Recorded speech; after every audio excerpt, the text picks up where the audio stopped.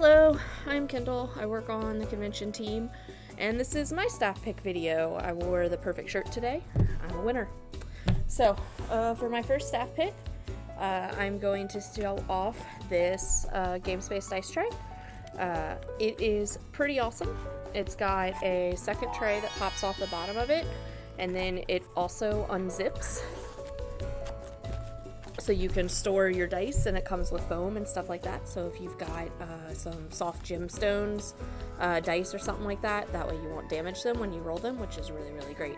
Plus, it's a great way to store all your dice in between your campaigns or any other dice adventures that you have. So this is $25, which is great. It comes in red and gray, but my favorite part is just the fact that this dice tray pops off like this, and that's pretty cool to me. So my second pick, I play a lot of two-player games because me and my husband, when we go on trips and stuff like that, so one of our favorite two-player games is Hive Pocket. If you've ever played like chess, it's similar to that.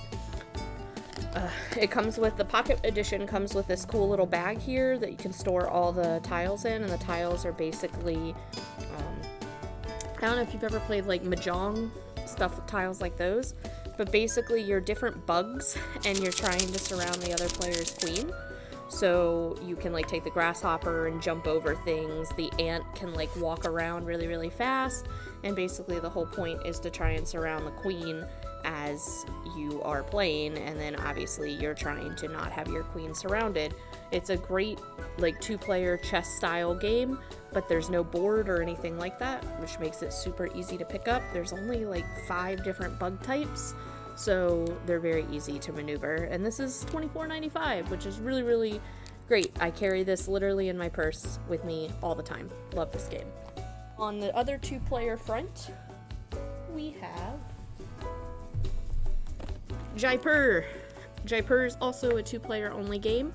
You are basically a trader and you are collecting goods. So it's a card game where you've got, kind of like Splendor, you have like a set in the middle, and on your turn you can either sell your goods or pick up more goods. And the more you sell at a time, the more points you're going to get. But also if you're the first person to sell your goods, the more points you're going to get. So it's a balance between, do I want to sell early to get the bigger points, or do I want to collect up a whole bunch of things together and then sell my goods that way? This is the second edition, actually. This comes like a little metal coin in it. The first edition, it may be a little bit different on it. So if you're looking for something similar to like Splendor gameplay, but more for 2 players with kind of a little bit of strategy involved, I highly recommend Diaper. So, Nindroids. I know it's gonna sound awful. I've never played any Kirby game. So, however, I love these Kirby Nindroids. They're like little action figures, but these specific ones are magnetic. Most of the Nindroids have interchangeable pieces, arms, faces, etc. The Kirby ones are actually magnetic, so you can move his arms and his feet up and down. There's 3 different versions. We're out of the Ice Kirby one right now, but Beam Kirby just came out, and then there's regular Kirby, and their accessories are interchangeable.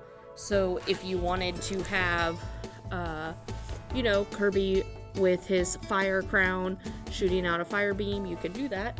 But if you want him to have the little jester hat and a scepter, you can do that too. They have different faces, so you can basically mix and match. Do you want them to have the suck-in face or the blowout face? They're so adorable, and the fact that you can get them to literally pose in any type of direction while they're floating around is really cute. I love worker placement games, which is what we're going to get into now. Demon Worker is made by Japanime. It is a 3 to 5 player game. It plays really, really quickly, but basically you are a demon sending out your workers over a 5-day work week in order to get them to basically, harvest souls and all this other stuff, gather them. You have to feed them, you have to help them harvest your human sacrifices in order to earn the most evil points in the game. but they've got really, really cute pictures on them, and you get to draft what workers you want. But basically every worker that you have to be able to feed them, you have to send them off to work, and each work room has like different things. So whether you're trying to get food, or whether you're trying to get weapons, or if you're trying to get your human sacrifices, and then you can later on use those to get to your victory points. It's really, really cute. It's really, really simple. It only takes 45 minutes to play.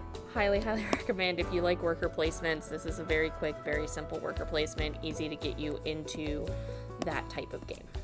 Favorite game of all time is Kahless.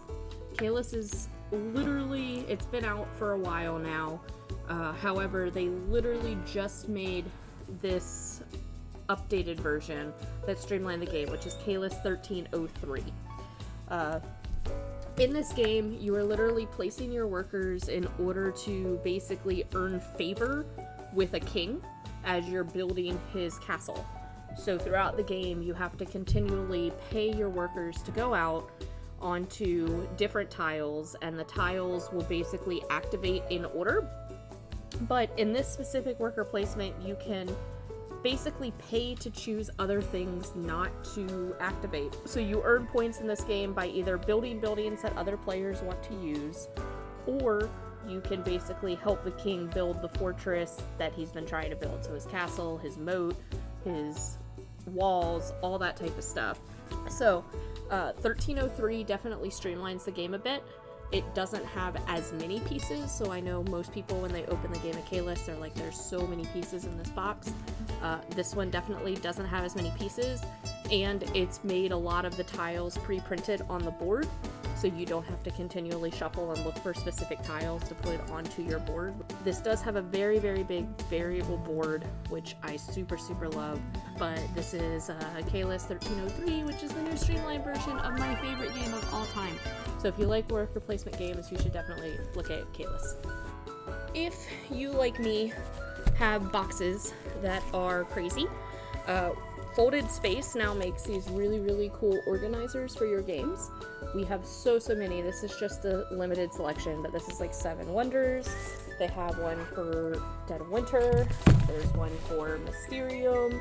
There's Gloomhaven. These are made of foam, so they're super lightweight. You do have to glue them together, but they fit in your box perfectly, and they organize everything.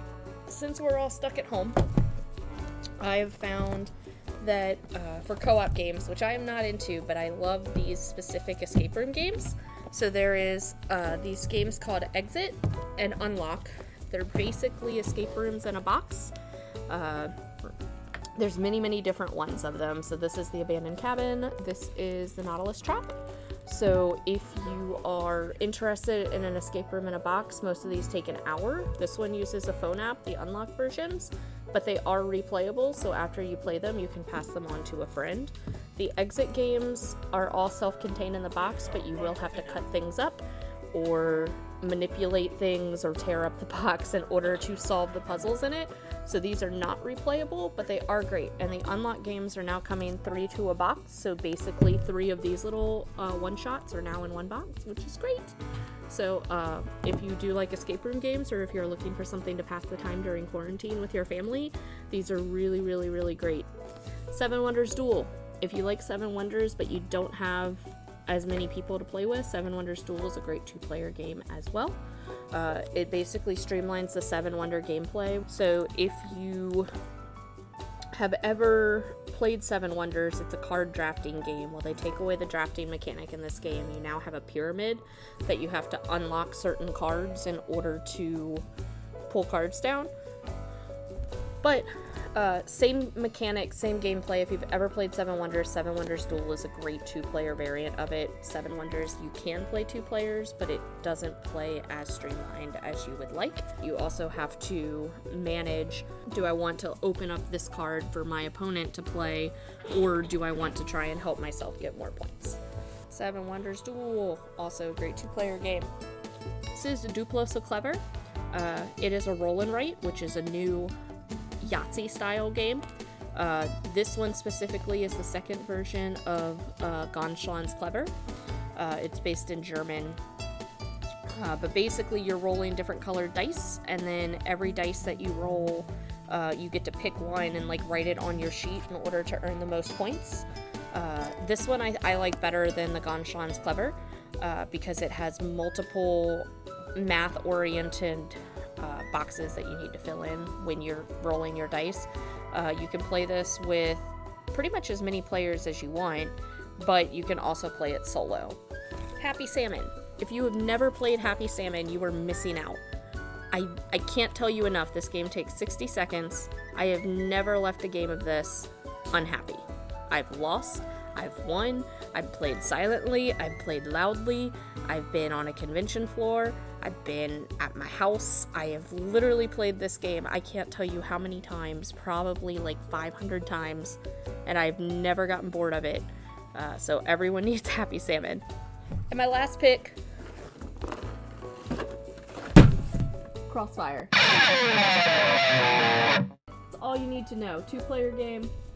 I'm now hiding myself from the camera, but everyone should play Crossfire. If you are from the 90s, you will super love this game.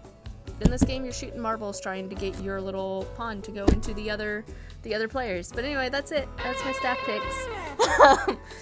So I picked way too many games, but I really like games. Get Crossfire.